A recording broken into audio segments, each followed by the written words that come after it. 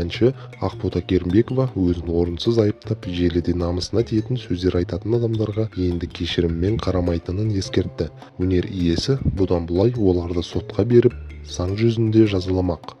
Ақбота Керімбекова Instagram парақшасында азулы жазба жариялап, ұзақ уақыт бойы даулы ұтысқа қатысты сұхбат беруден не себепті бас тартқанын түсіндірді. Әнші жағдайдың мән-жайын айтып, енді өзіне жала жабатындардың үстінен сотқа арыз түсіретінін жеткізді. Қымбатты оқырмандарым, кеш жарық, оразаны аяқтадым. Аллаға сансыз шүкірлер болсын. Енді эфирге шығайын. Ақталмаймын да, ақталғым да келмейді. Себебі ешқандай заңға қарсы әрекет жасағаным жоқ. Шындықты қабыл алыңыздар. Мән-жайды түсіндірейін деген ойым ғана. Даудың басы Дайрабайдың ала сиырынан басталды демекші, бәрі ұтыс ойыны емес, инвесторлар дауынан басталған. Кейбір рейтинг қуып өздерін хайппен жарнамалағысы келетін журналистер менің әріптестерімнің сөздерін барынша бұрмалап, халыққа жексұрын көрсетіп жүр. Менің шақырған сұхбаттарынан бас тартып, қанша рет бұл туралы айттық. Мен енді бұл туралы айтқым да, басымды ауыртқым да келмейді.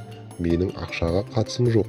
Мен тек жарнамасына түстім деген сөздерімді ток-шоуға емес, халыққа басымды ауыртқым келмейді деп бұрмалап көрсеткен.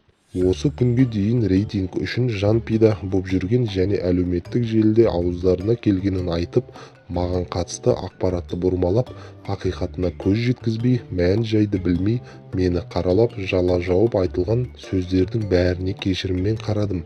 Бірақ бүгіннен бастап дәл осылай, мейлі ТВ, мейлі әлеуметтік желі, Instagram желісінің пікірінде кім маған ауыр сөздер айтып, жала жауып, намысыма тиетін сөздер айтса, жазса, Қазақстан Республикасының қылмыстық кодексінің 130-131 баптары бойынша сотқа беретінімді ескерткенім дұрыс болар.